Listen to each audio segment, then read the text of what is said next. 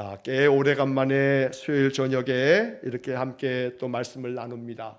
4월 셋째 주 수요일까지 우리가 함께 하고 또 이제 오늘 처음 다시 또 이제 말씀을 이어가는데 웨스트민스터 신앙 고백서 또 공부를 계속 이어갑니다.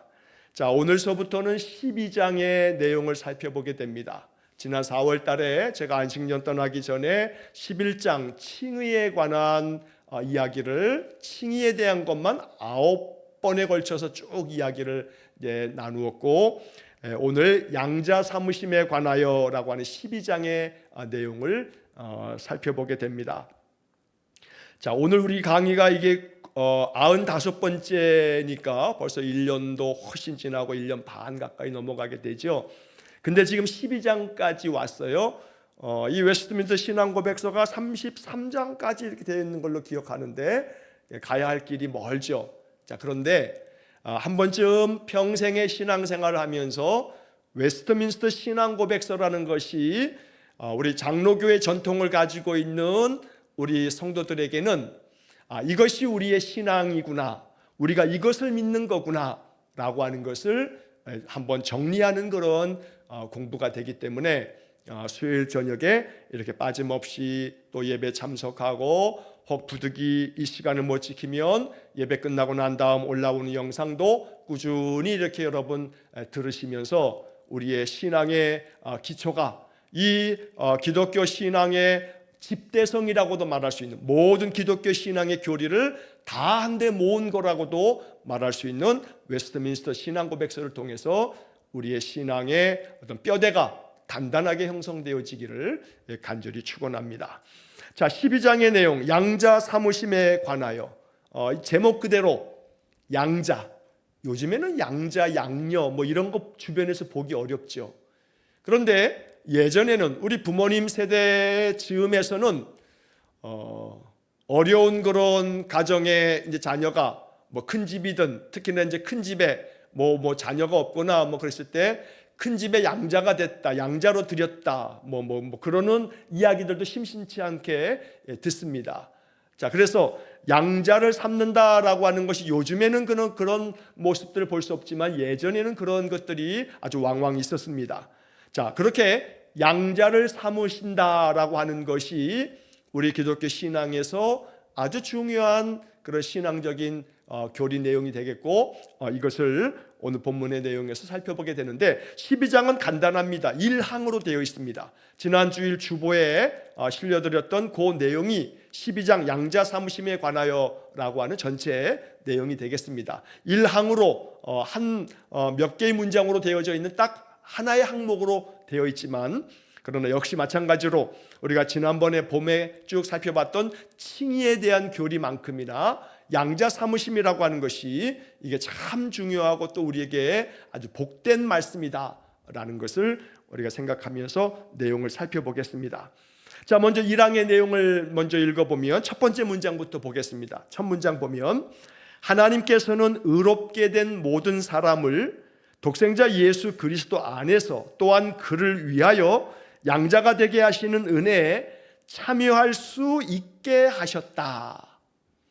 자, 이게 첫 번째 문장인데, 자, 이 문장에 하나님께서는, 제가 이제 여러 차례 수요일마다 말씀을 드렸죠. 어느 한 문장을 볼 때 성경도 마찬가지입니다. 성경을 읽을 때도 성경을 읽는 방법은 주어가 뭐냐, 그리고 동사가 뭐냐, 즉 서술어가 뭐냐, 그 다음에 이제 이 두 가지를 딱 확인하고 난 다음에 중간에 목적어가 뭐냐, 또 그 외에 부가적인 설명들이 뭐냐라고 하는 것을 순차적으로 이렇게 찾아가는 겁니다.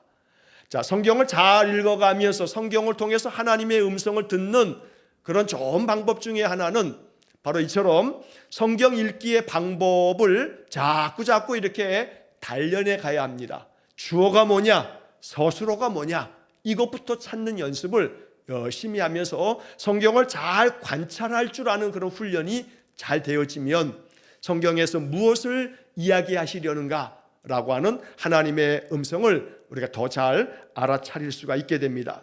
자, 이 첫 번째 문장에서 주어는 하나님께서는, 자, 하나님께서는, 그 다음에 중간에 이제 뭐라고 쫙 나온 다음에 맨 뒤에 참여할 수 있게 하셨다.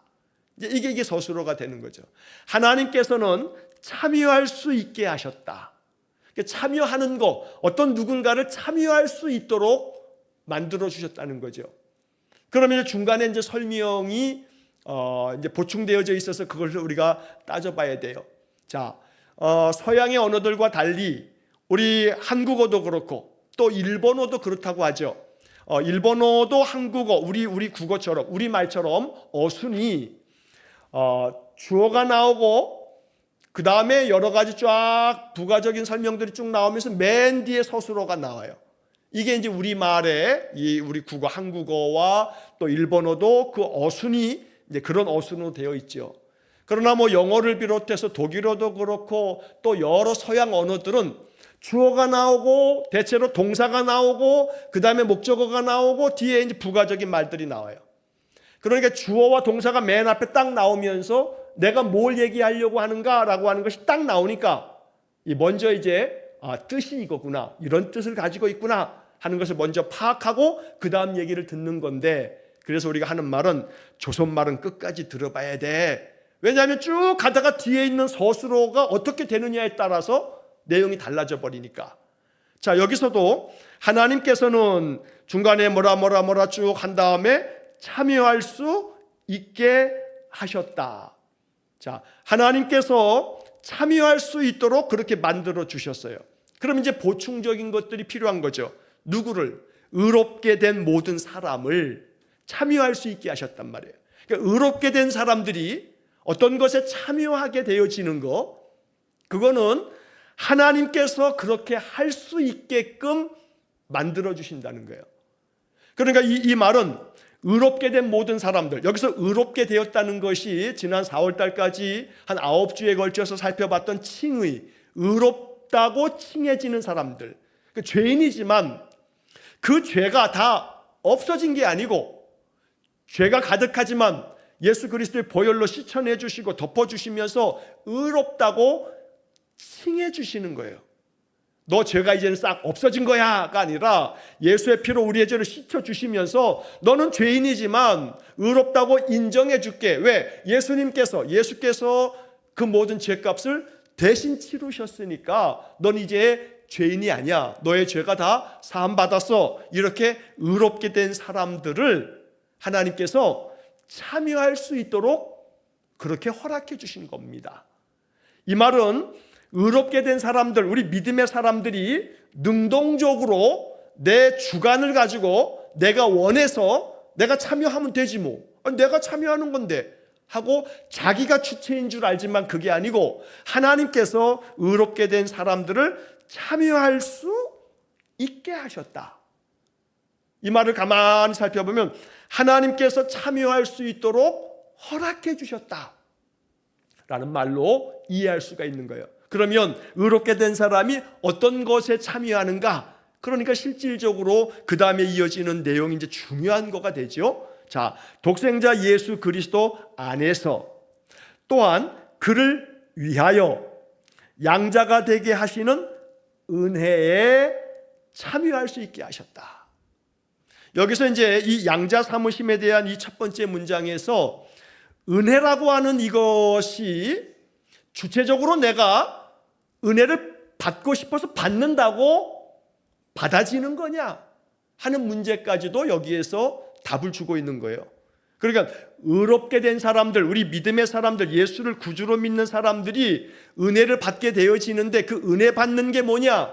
하나님께서 의롭게 된 사람들에게 그 바로 하나님의 은혜에 참여할 수 있게 하신다는 거예요. 그러니까 은혜 얻는 것은요, 내가 이렇게 갖고 싶으면 갖는 그런 내 어떤 주체적인 결정에 의해서 내가 은혜를 가질 수도 있고 또 아닐 수도 있고 이런 것이 아니라 아무리 갖고 싶어도 아무리 은혜 안에 들어가고 싶어도 그 모든 것들을 허락하시고 그 모든 것들을 용납하시는 것이 하나님에게 달려 있다는 거예요. 그래서 이제 우리 장로교회 이 창시자라고도 장로교회 창시자는 말에는 여러 분분한 견해가 있습니다만 이제 영어식으로 말하면 칼빈, 뭐 옛날에 칼빈이라고 다 말했는데 요즘에는 이제 그의 이름이 이제 불란서의 이 출신을 두고 있는 사람이기 때문에 불란서식으로 읽어야 된다. 그래서 요즘엔 깔뱅 그래요. 깔뱅. 원래 이제 불란서식으로, 이게 프랑스식으로, 불어식으로 이렇게 이름을 말하면 이제 깔뱅이 돼요. 깔뱅. 그래서 깔뱅이라고 하는 소리를 어디서 들으면 그 깔뱅이라고 하는 것은 영어식으로 말하면 칼빈이라고 하는 이름을 그렇게 불란서식으로 부른다 하는 것을 그냥 이렇게 이해하시면서, 자, 그 장로교를 시작했다라고 이렇게 알려지는 이제 깔뱅의 아주 중요한 교리 중에 하나는 것은 그 뭐냐면 하나님의 전적인 은혜. 이 말은 은혜에 참여하는 것, 은혜를 얻는 것이 전적으로 하나님의 전적인 은혜, 하나님께서 전적으로 허락해 주셔야만 얻을 수 있는 은혜, 그게 은혜라는 거예요. 종종 뭐 어떤 집회를 참석하거나 어떤 찬양 집회에서나 내 마음에 뭔가 이렇게 감동이 돼서 그래서 눈물도 흘리면서 찬양도 부르고 말씀을 들으면서 그 말씀이 뭉클해지고 그러면 이제 내 마음속에 이제 그러죠. 은혜 받았다. 맞아요. 은혜 받았어요. 자, 그런데 그 은혜 받는다라고 하는 것의 주체가 누구냐면 하나님께서 의롭게 된 모든 사람들에게 바로 그러한 은혜에 참여할 수 있게 하시는 거예요.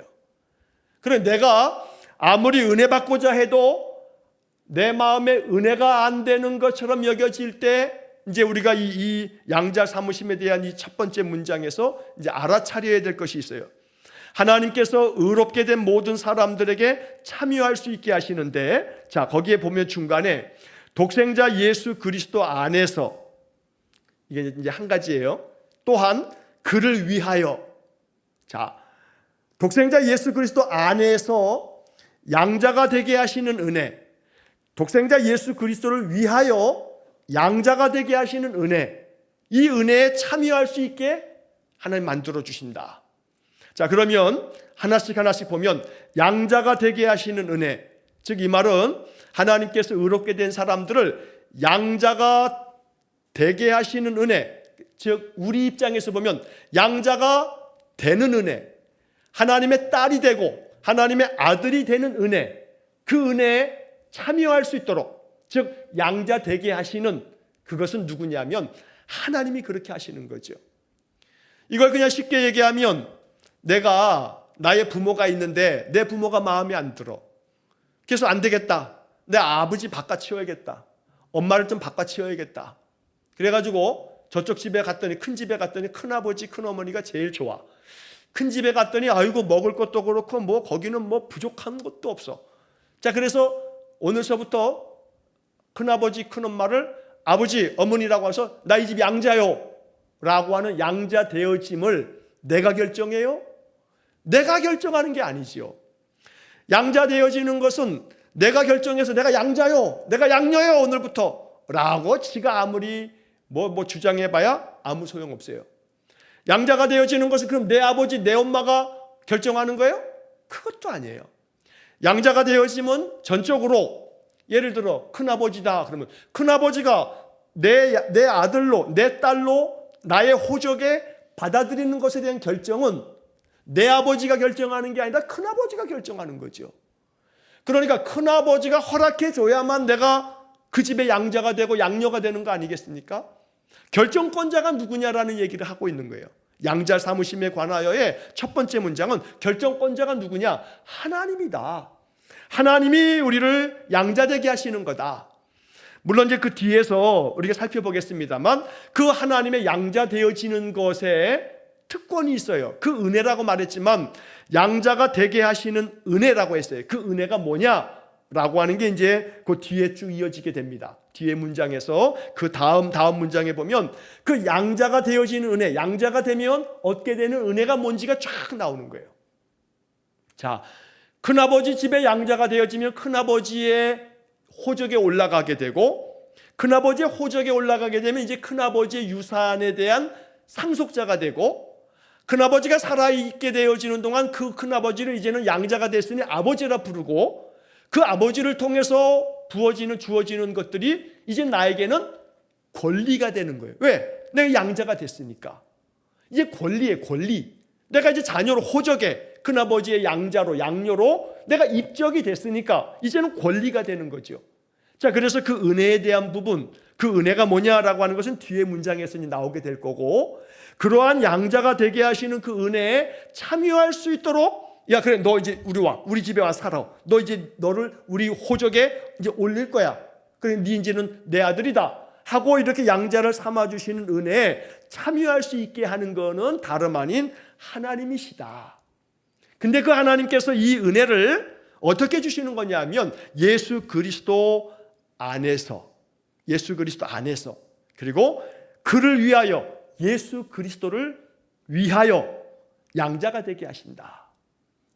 자, 이 중간에 부가적인 말처럼 보이는 이 얘기가 어찌 보면 양자가 되게 하시는 은혜가 뒤에서 설명드리겠습니다만, 문장에 나옵니다만, 양자가 되어지면 이런 은혜가 있다, 이런 축복이 있다고 쭉 설명할 건데, 뒤에 문장에 나오지만 목적이 뭔데?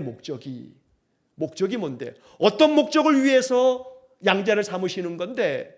라고 하는 것에 목적을 얘기하고 있는 문장이 바로 그 가운데 있는 거예요. 독생자 예수 그리스도 안에서, 또한 그를 위하여, 그래서 양자를 삼으시는 거예요. 그런 은혜를 주시는 거예요.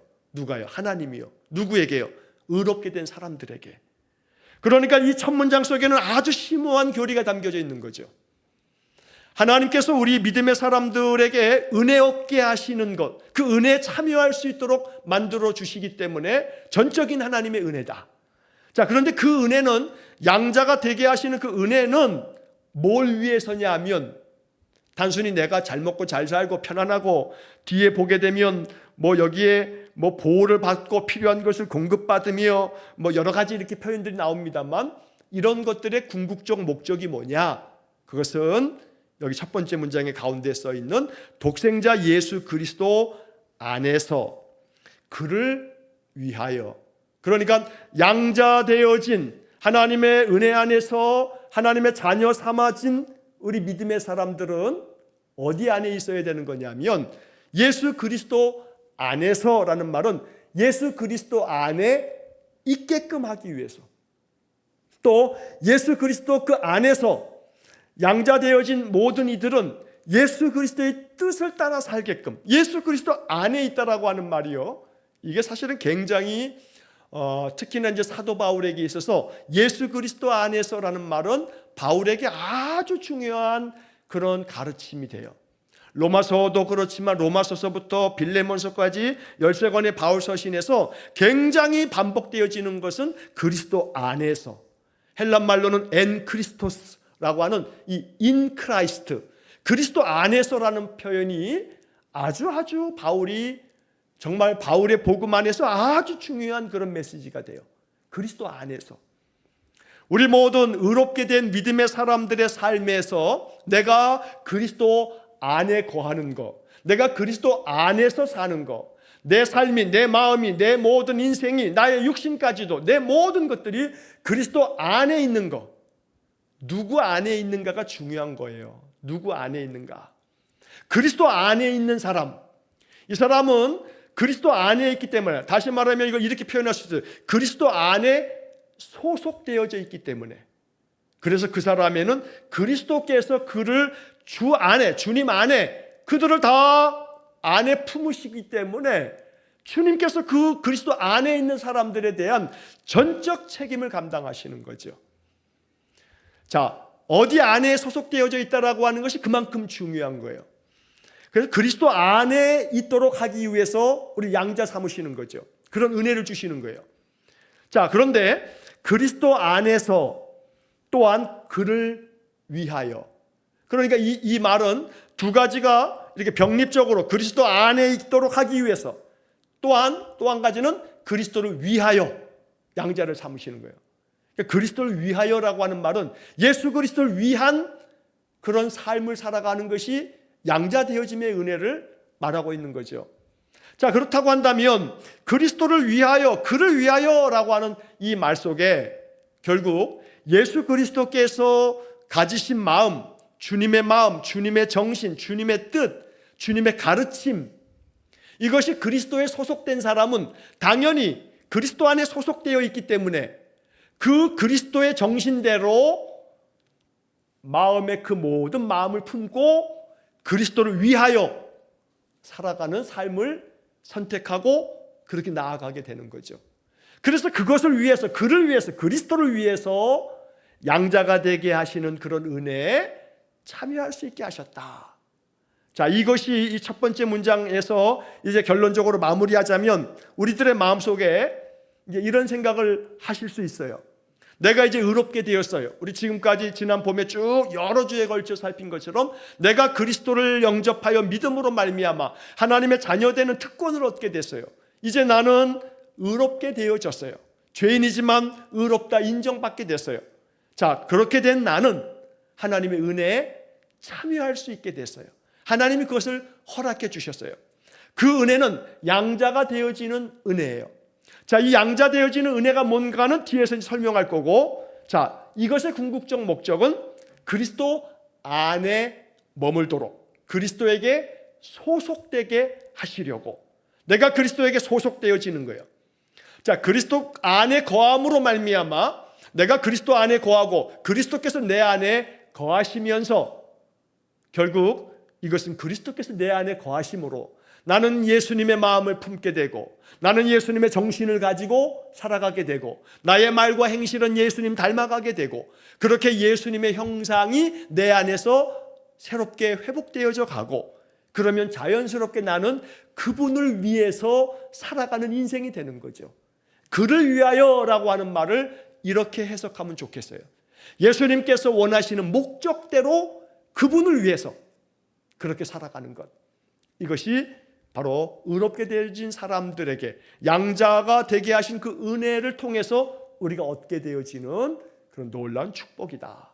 그래서 나의 인생의 삶이 그리스도 안에 있지 않으면 나는 거듭난 사람인가 라는 부분에 있어서 다시 한번 점검을 해봐야 돼요.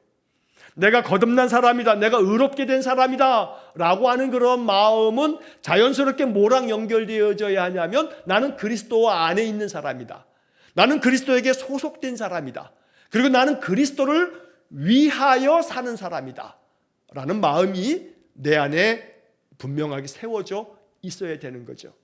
의롭게 되어진 사람, 칭의를 얻었다라고 한다면 단순히 칭의라고 하는 것이, 이것이 그냥 나는 의롭게 되어져서 나는 의로운 사람이야, 나는 이제 죽으면 천국 갈 사람이야, 이런 1차원적인 문제로 끝나는 게 아니라 오늘 나의 삶 속에서, 나의 그 인생의 이 육신을 가지고 있는 삶 속에서 그리스도 안에서 사는 거예요. 그러니까 구원을 받았다라고 하는 이 문제가 말이에요, 예수 믿으면 구원받는 거야. 구원이 뭔데? 천국 가는 거지. 천국 언제 가는 거야? 죽으면 가는 거지. 그 죽기 전까지는 그건 잘 모르겠는데 천국 가는 게 그게 구원받는 거 아닌가? 이러면서 이제 꼬여버리면, 그래서 이제 내 머리가 이제 이렇게 그럼 그 뭐지? 하고서 이제 이렇게 한 바퀴 그냥 휘청거리면, 그러면 이제 이단한테 호까닥 넘어가 버릴 수도 있는 거예요. 그러니까 우리가 구원함을 얻는다라고 하는 것, 칭의, 의롭게 되어진 사람에게 구원의 은혜가 주어지는데 그 구원이 뭐냐? 천국 가는 거, 이렇게만 대답하면 안 되는 거예요.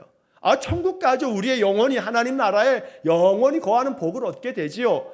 그런데 더 중요한 것은 뭐냐면, 구원이 뭐냐? 구원은 예수 그리스도 안에 사는 게 구원이다. 예수 그리스도 안에 사는 거, 이게 구원이다. 그러니까 오늘 내가 육신을 가지고 살아가는 2025년 8월 오늘 6일, 나는 구원받은 성도인가? 나는 구원의 은혜를 누리나? 오케이, 나는 오늘도 구원받은 삶을 살았어. 내가 예수 그리스도 안에 있거든. 난 지금 예수님께 소속된 사람이거든. 그래서 예수님을 위하여 나는 지금도 살고 있거든. 즉 다시 말하면 예수님의 마음을 난 자꾸 내 마음속에 담고 살고 있거든. 난 예수님의 정신을 내 마음속에 생각에 품고 내가 살아가고 있거든. 그러니 나는 하나님의 양자가 되는 은혜, 의롭게 되어진 사람의 구원의 은혜 안에 살고 있는 것이지 라고 이렇게 대답할 수 있는 거죠. 그러니까 언제나 우리의 삶이 예수 그리스도 안에서 사는 삶, 예수 그리스도를 위하여 예수께서 우리에게 가르쳐 주셨던 이 땅에 육신을 입고까지 오셨던 성육신 하실 만큼 이 땅에서 마음껏 당신의 모든 것들 내주시면서 가르쳐 주시고자 하셨던 예수님의 정신, 그 정신을 위해서 살아간다면 이 사람은 정말로 의로운 사람, 하나님의 자녀된 사람이다 라고 말할 수 있는 거죠. 그렇게 우리가 이 이야기를 살펴보면 좋겠습니다. 자, 거기 참고구절 두 구절이 나옵니다. 에베소서 1장 5절하고 갈라디아 4장 4절 5절이 나오는데 잠깐 한번 좀 읽어보면, 에베소서 1장 5절에 보면 그 기쁘신 뜻대로 우리를 예정하사 예수 그리스도로 말미암아 자기의 아들들이 되게 하셨으니. 자, 하나님께서 우리를 예정하셨어요. 자, 뭘 예정하신 거냐면 예수 그리스도로 말미암아 자기의 아들들이 되게 하셨다라고 하는 것을 예정하신 거죠. 자, 에베소서 1장은 예정론을 이야기할 때 빼놓을 수 없는 중요한 본문이 에베소서 1장입니다. 에베소서 1장에 예정이라고 하는 그런 단어가 여러 번 이렇게 나오게 됩니다. 자, 그 중에서 이 5절의 말씀을 통해서만 우리가 보더라도 그 기쁘신 뜻대로 하나님이 정말로 기뻐하시는 마음으로, 기쁘게 하나님이 정말 원하시는 하나님의 뜻이에요. 우리를 예정하신 게. 근데 그 예정이 뭐냐 하면, 우리가 자꾸 전에도 한번 이제 그런 말씀을 잠깐 드렸지만, 예정이라고 하는 것이 내가 이 사람은 천국 갈 사람, 이 사람은 지옥 갈 사람, 이걸 이렇게 결정해 놓은 거, 그거 그 예정이다 라고 하면 예정에 대한 것에 상당한 오해를 살 수가 있어요. 자, 에베소 1장 5절에서 우리가 확인해야 될 예정의 가장 중요한 것은, 예정의 핵심은 예수 그리스도다. 이게 이제 오늘날 신학계에서 예정론을 이야기할 때 아주 중요한 내용이에요. 예정의 핵심은 그리스도, 예수 그리스도. 그러니까 우리를 예정하사 예수 그리스도로 말미암아 자기의 아들들이 되게 하신 거예요. 누구로 말미암아요? 예수 그리스도로 말미암아. 그러니까 복음에 있어서 원복음, 원래 복음이라고 표현되어지는 성경 구절이 창세기 3장 15절이에요.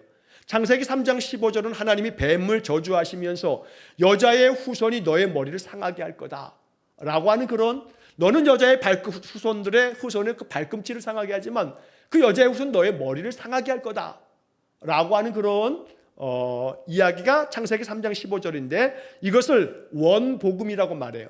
그러니까 거기서 말한 여자의 후손은 바로 예수 그리스도가 이 땅에 사람으로 오시는 것에 대한 예언의 말씀이기도 하고, 이것을 통해서 바로 우리가 구원함을 얻는 것, 하나님의 자녀 되어지는 것은 결국 여자의 후손으로 이 땅에 오신 바로 메시아 예수 그리스도로 말미암아 우리가 하나님 자녀 되어지는, 이것을 바로 그 창세기 1장에서 창세기 3장에서 하나님께서 정하셨다는 거예요. 미리 정하셨다는 거예요. 여자의 후손으로 말미암아 사단의 권세를 이기시고 사망 권세를 이기시고 우리를 구원하실 구원의 여정을 창세기 3장 15절에 미리 이미 예정해 놓으신 거죠. 그래서 여기 지금 1장 5절에 우리를 예정하사 예수 그리스도로 말미암아, 다른 그 어떤 것으로가 아닌 예수 그리스도로 말미암아 자기의 자녀, 아들들이 되게 하셨다라고 말하는 겁니다. 더러 여기 지금 이제 본문도 그렇습니다만 성경 구절도 마찬가지고 아들들 이렇게 표현하죠. 양자, 그럼 뭐 여자는 양녀는 없나? 또 뭐 딸들은 없나? 이제 이러는데, 이게 이제 성경의 기록 당시, 성경의 그 기록은 2000년 전에, 신약 성경 2000년 전의 기록이라고 봤을 때 외람된 말씀입니다만, 이 성경에 기록될 당시, 그 당시에 사회 문화적인 그러한 어떤 이 배경은 죄송스럽게도 남성 중심적인 그러한 사회다 보니 여성에 대한 부분에서 배제되어진 것처럼 보여지는 그런 단어들이 많이 사용되고 있습니다. 이것은 그 시대 2000년 전에 그 고대 세계, 고대인들의 세계관을 담고 있기 때문에 그런 것이지, 그래서 자기의 아들들이 되게 하셨다, 그럼 딸들은 뭐 이건 배제되는 거야? 이렇게 성경을 읽어서는 안 된다는 거죠. 그래서 이제 어떤 이들은 자기의 아들들이 되게 하셨다, 그럼 이 아들들이라고 하는 이게 남성적인 그런 표현들을 자녀들이 되게 하셨다, 뭐 이렇게 읽어가는 그런 분들도 계십니다만, 이제 그렇게 그 뭐 중요한 게 아니니까. 자, 여기서 우리가 이 에베소서 1장 5절의 말씀에서는 결국 우리를 예정하셨는데 자기의 자녀들이 되게 하시는 것은 하나님의 기쁘신 뜻대로 예정되어진 것이다 라고 하는 그런 점을 말하고 있고, 갈라디아 4장 4절과 5절 말씀도 같은 의미의 말씀인데, 때가 참에 하나님이 그 아들을 보내사 여자에게서 나게 하시고 율법 아래에 나게 하신 것은 율법 아래에 있는 자들을 속량하시고 우리로 아들의 명분을 얻게 하려 하심이라. 하나님께서 때가 찾아 그의 아들을 이 땅에 보내셨습니다. 예수님 보내셨다는 거죠. 자, 예수님께서 그래서 여자에게서 태어나셨고, 그리고 율법 아래에 나셨다라고 하는 것은 율법의 모든 그 멍에들을 예수님께서 친히 감당하시면서 율법 아래에 있는 사람들을 건져내 주시려고 예수님도 율법에 정한 대로 그 길을 걸어가셨다는 거예요. 이 얘기는 뭐냐면 예수님이 십자가에 달려 돌아가셔야 됐어요. 십자가에 달려 돌아가심으로 우리의 모든 죄를 사하셨어요. 그렇게 질문하죠. 아니, 우리의 죄를 사하는 게 십자가에 달려 돌아가셔야만 되는 거냐 이거예요. 마가복음 2장에서 중풍병자를 고칠 때에 내 죄사함을 얻었느니라 하고 말씀하신단 말이죠. 아, 죄를 사하는 권세가 저 사람에게 있단 말인가 이러면서 이제 여러 논쟁이 벌어졌습니다만, 죄사함의 권세가 예수님께 있음을 이야기하고 있어요. 내 죄사함을 받았느니라. 그러면 예수님의 선포로 우리의 모든 죄가 사함받을 수 있어요. 그럼 예수님이 우리의 죄를 사하시기 위해서 십자가에 굳이 달려 돌아가실 필요가 없잖아요. 그냥 너희들의 모든 인류의, 앞으로 오고 오는 모든 인류의 죄가 사함받았다, 죄 사함을 받았느니라 선포하면 되는 거예요.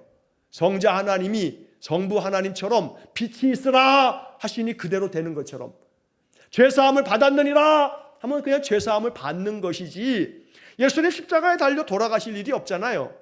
그런데 십자가에 달려 돌아가신 이유는 하나님이 구약의 시대에 그 인생들에게 주셨던 그 복된 그 율법의 그 정한 바를 주님께서 순종하시려고 율법 아래에 나셔서 율법 아래에 있는 자들을 속량해내셨다, 건져내셨다라고 하는 얘기를 바울이 얘기하고 있는 거죠.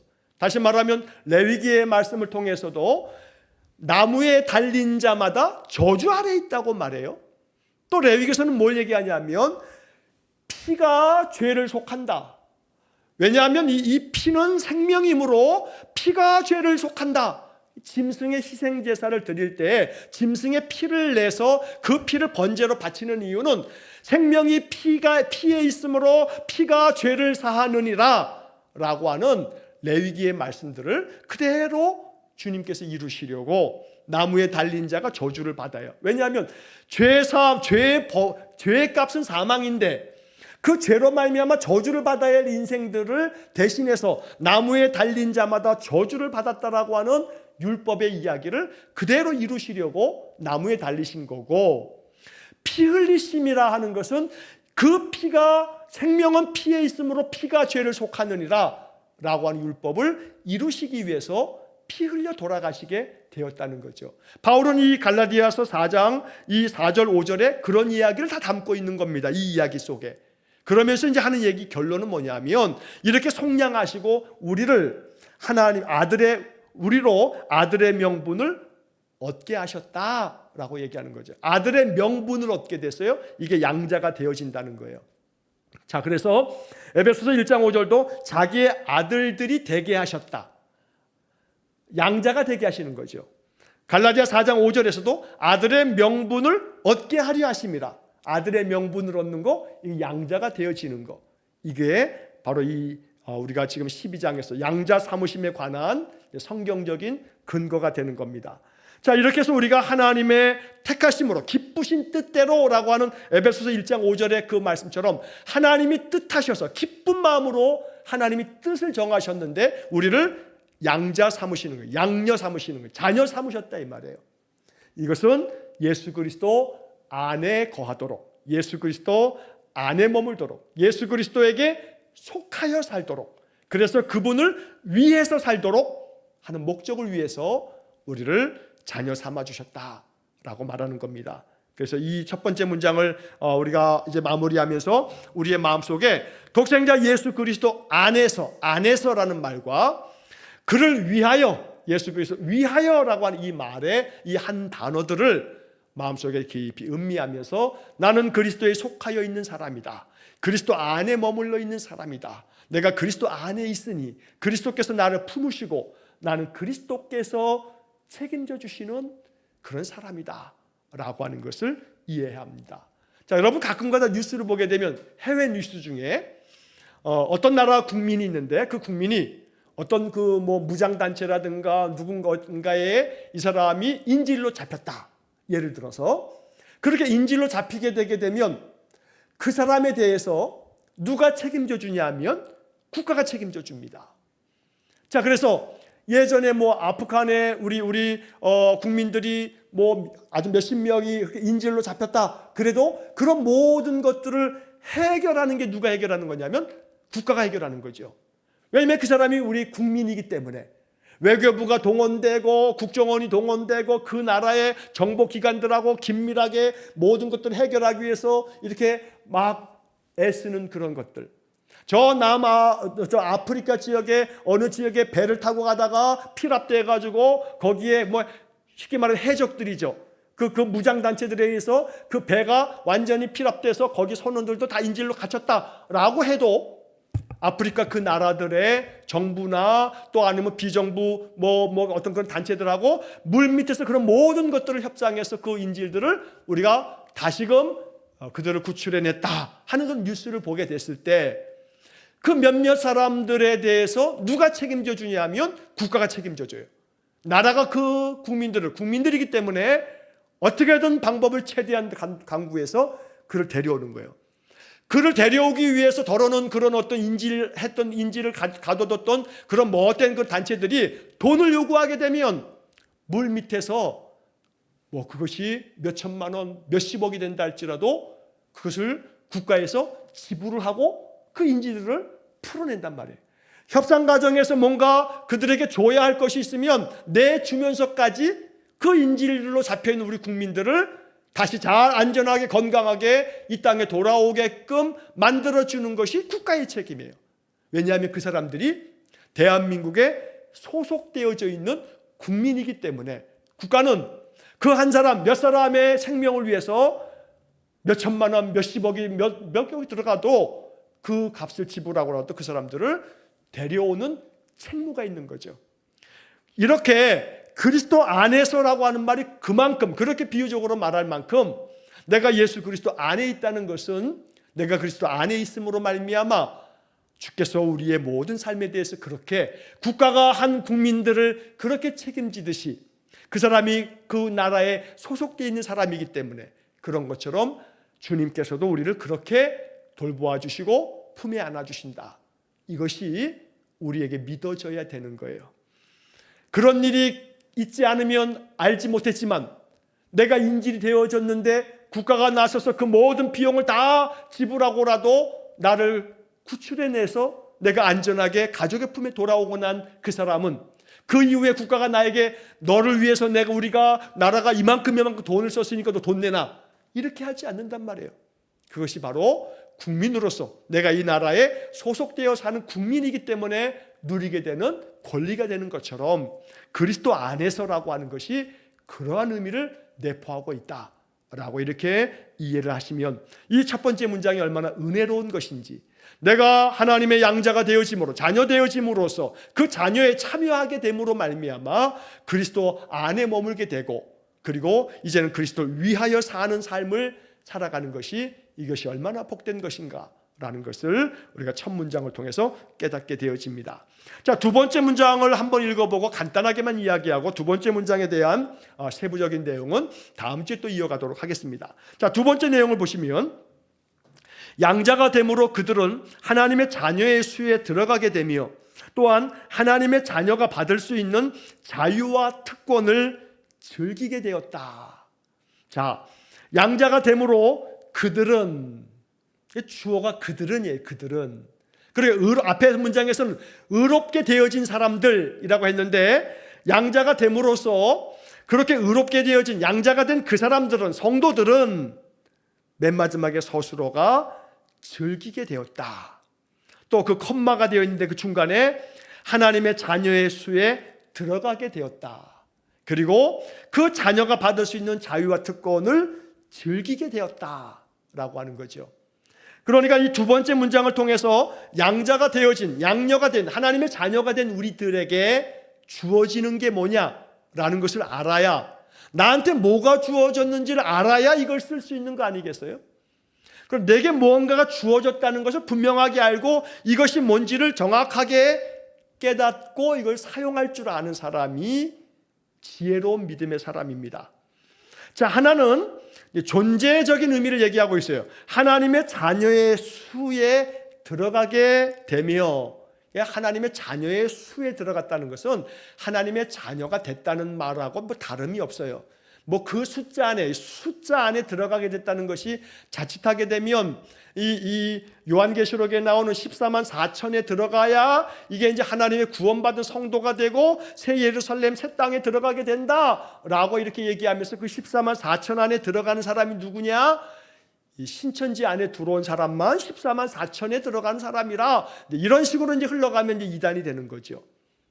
자녀의 수에 들어가게 됐다라고 하는 것이, 그렇게 이단 종파들이 자기들 안에, 자기들 교회 안에만 그게 참 교회고 그 안에 들어와야만 하나님의 자녀인 것처럼 그렇게 카운팅을 하면 안 되는 거예요. 하나님의 자녀가 되어지는 것에는 그 수가 정해져 있는 게 아니에요. 어느 정도의 숫자, 이 14만 4천이라고 하는 숫자는 그 숫자 외에는 자녀가 안 돼. 선착순 14만 4천 뭐 이런 게 아니에요. 성적순이야. 자, 믿음의 성적순으로 14만 4천까지는 하나님의 자녀가 되는데 14만 4천 1번은 탈락이야. 이런 게 아니란 말이에요. 14만 4천이라고 하는 말이 가지고 있는 상징적 의미가 있는 거예요. 12는 이게 신앙 안에서, 성경 안에서 완전수거든요. 완전수.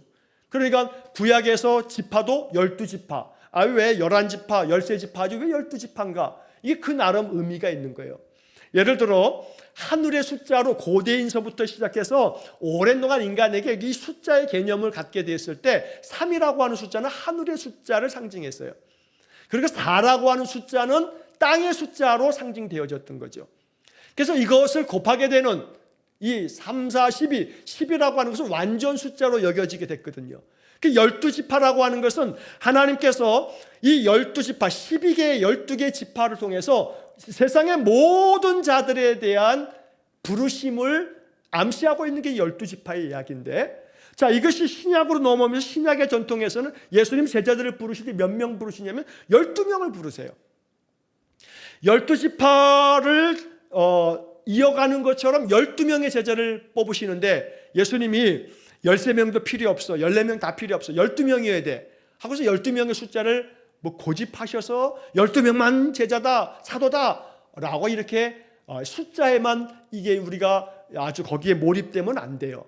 자, 그런데 어쨌든 구약의 12지파나 신약의 12제자들, 사도들, 이러한 구약과 신약의 대표적인 이러한 하나님의 부르심을 받은 사람들에 대한 아주 그 총체적 의미의 숫자가 12, 10인데 이 12과 12를 곱하게 되면 이 요한계시록에 24장로라고 하는 표현이 나와요. 어린 양 옆에 24장로가 이렇게 서 있는 모습들을 요한이 환상으로 보게 되는 거죠. 그 24장로, 12지파와 12사도에 대한 어떤 그런 이미지들이 그 24장로라고 하는 숫자에 녹아져 있는 거예요. 그런데 이 12지파와 12지파 12 곱하기 12를 하게 되면 144예요. 이 144에다가 1000을 곱하게 되면 14만 4천이 되죠. 1000이라고 하는 것은 완전수가 12만이 아니라 이 열이라고 하는 숫자도 완전수로 여겨지게 되는데, 그래서 10 곱하기 10 곱하기 10 완전수를 3번 하늘의 숫자만큼 곱한 이 1000이라고 하는 숫자를 이게 곱하게 됐을 때 14만 4천이라고 하는 그런 숫자의 의미가 나오는 거거든요. 그러니까 14만 4천 명, 이 머리 숫자 14만 4천 명만 구원받는다라고 얘기하면 안 되는 거예요. 신천지가 처음에는 14만 4천 명, 자기들 교회에 14만 4천 성도가 구원받는다 그러다가 신천지가 아주 막 이단에 빠진 사람이 얼마나 많은지 몰라요. 신천지가 14만 4천 명이 넘거든요. 그러니까 14만 4천 명이 넘으면서 그들은 그들 안에서 또 뭐라고 이 궤변을 늘어놓아요. 그게 중요한 게 아니고 어쩌고 저쩌고. 옛날에는 14만 4천 명 안에 들어가야 된다 하면서 헌금도 강요하고 자기들 성경 공부에 시험도 보게 하고 막 거기에 붙어야만 14만 4천 명에 들어가는 줄 알고 막 열과 성을 다하고 그랬단 말이에요. 자, 어쨌든 하나님의 자녀의 수에 들어간다는 것은 그 숫자 안에 들어가지 못하면 안 되는, 탈락되어지는, 그걸 얘기하는 게 아니고 하나님의 자녀가 되어지게 된다라고 하는 것을 의미적으로 그렇게 말한 거니까 이 문장은 그냥 그렇게 지나가도 되겠어요. 중요한 것은 하나님의 자녀가 받을 수 있는 자유와 특권을 즐기게 하셨다. 저는 여기서 어디에 방점을 찍고 싶냐면 즐기게 하셨다, 즐기게 되었다. 즐기는 거예요. 즐기는 거. 그러니까 의롭다함을 받은 사람들은, 양자가 되어지고 양녀가 된 하나님의 자녀가 된 사람들은 즐기게 되어야 돼요. 즐길 줄 알아야 돼요. 뭐를요? 자유와 특권을. 이 웨스트민스터가요, 그 당시에 1600년대 초반에 영국의 웨스트민스터에서 그들이 모여가지고 그냥 뭐 어떻게 할까? 네가 만들어. 야, 그래, 그것도 괜찮겠다. 그럼 뭐 그렇게 하지 뭐. 대충 뭐 이런 식으로 해서 뭐 시장에서 뭐 거래하듯이 서로서 얘기하다가 그래 뭐 그렇게 하든지 뭐 그래 그렇게 하자 뭐 이렇게 해서 그냥 아무렇게나 만들어진 문장들이 아니에요. 이 문장들 하나하나 만드는 동안에 이 과정이 거의 뭐 5년, 6년 그 이상의 세월이 거치면서 아주 숙고를 거듭하면서 정제된 그러한 신앙의 고백들을 담고 있는 거거든요. 그러니까 양자된 하나님의 자녀된 믿음의 사람들은요, 자유와 특권을 즐기게 되는 거예요. 이 자유와 특권을 즐길 줄 모르면 아직 양자되어졌다라고 하는 신분의 변화는 있지만, 신분의 변화가 있다 해서 그 양자로서의 그 자유와 특권의 그 놀라운 것들을 누리지 못하면 그건 반쪽짜리예요. 반쪽짜리 신자가 되면 안 돼요. 자유와 특권을 즐기게 되었다면 이거 즐길 줄 알아야죠. 자, 잠실에 가면 잠실 롯데월드가 있어요. 거기 놀이동산이 있죠. 자녀들이 이제 놀이동산에 가면 막 즐겨요. 얼마나 재밌게 거기 놀이기구를 타는지 몰라요. 그러니 거기를 가기 위해서는 뭐가 필요하냐면요, 티켓이 필요해요. 그래서 그 티켓을 구입해야 돼요. 자, 티켓을 구입할 때는 입장권이 있어요. 그리고 입장권과 함께 그 시설들을 다 탈 수 있는 이용권이 있어요. 지금은 그걸 다 통합해서 팝니다만 옛날에는 롯데월드에 들어갈 롯데월드 입장권을 따로 사요. 입장권은 입장권대로 사고 그 다음에 놀이 이용권은 놀이 이용권대로 샀어요. 그래서 이제 입장권을 가지고 들어간 다음에 놀이 이용권을 가지고 이제 그 막 타는데, 지금은 그거 다 이제 통합돼서 이제 얼마를 내면 입장과 함께 놀이를 이용할 수 있는 티켓을 이제 딱 이제 사는 거죠. 그거 안 사면 들어갈 수 있어요, 없어요? 못 들어가요. 티켓이 없으면 못 들어가는 거죠. 그러니까 뭐 구원열차 올라타고서 나는 천국 간다고 하는 옛날에 그 복음성의 그 노래가 있죠.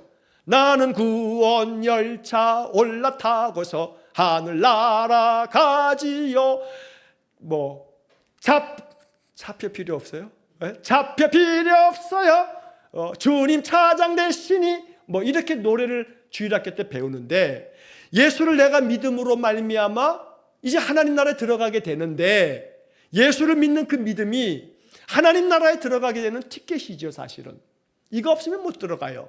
그런데 마치 놀이공원에 잠시 롯데월드에 티켓을 샀어요. 자녀에게 줬어요. 가졌어요. 이제 그 사람에게 뭐가 있어요? 들어갈 수 있는 권리도 있고요. 왜? 티켓이 있으니까. 그 다음에 들어가기만 하면 돼요? 별로. 물론 들어가는 것에 의미가 있죠. 들어가는 게 의미가 있지만 하나님의 자녀가 되어지는 거, 그 의미가 있죠. 하나님의 자녀가 됐으니까. 그런데 놀이공원에 들어갔으면 놀이공원의 기구를 타야죠. 그 많은 그 기구들을 재미있게 타야 되지 않겠어요? 신나게 막 소리쳐가면서 타야 되지 않겠어요? 자녀가 되어지는 것도 의미가 있지만, 자녀가 되어졌다면 자녀가 누릴 특권을 즐길 줄 알아야지요. 이것이 이 두 번째 문장의 아주 중요한 가르침이에요. 다음 주에 이제 이 부분의 이야기를 좀 더 보충해서 말씀드리고, 그 다음 세 번째 문장에서, 세 번째 문장이 복문으로 되어 있습니다만 긴 문장으로 이제 끝나게 돼요. 1항으로 끝나는 게 이제 양자 사무심에 관하여라고 하는, 이렇게 해서 이제 하나의 항으로 이제 끝나고 13장으로 넘어갈 건데, 자, 믿음의 사람들이, 양자되어진 사람들이 하나님께서 우리에게 이제 자녀가 받을 수 있는 자유와 특권을 즐기게 하셨는데, 그 자유와 특권에 대한 이야기를 다음 주에 살펴보도록 하겠습니다. 무엇보다 뒤에 나와 있는 문장들도 여러분 한 번씩 꼼꼼히 천천히 한번 읽어보시고, 그리고 옆에 있는 참고 성경 구절도 한번 찾아보시고, 성경에다 표시도 좀 하시면서 노트를 가지고 쭉 써가시는 분들은 그 반대쪽 편에다가 성경 구절도 한번 좀 찾아서 옮겨 써 놓으시면서 바로 이 하나님의 자녀가 받을 수 있는 자유와 특권, 여기에 좀 마음을 깊이 가지시고 기도하시면서 다음 주에 또 이 말씀들을 이어가도록 하겠습니다. 기도하겠습니다. 자비로우신 아버지 하나님, 양자 사무심에 관하여라는 웨스트민스터 신앙 고백서의 이 가르침들을 마음 깊이 새기면서 이것이 우리에게 참된 복음의 말씀들 되게 해 주옵소서.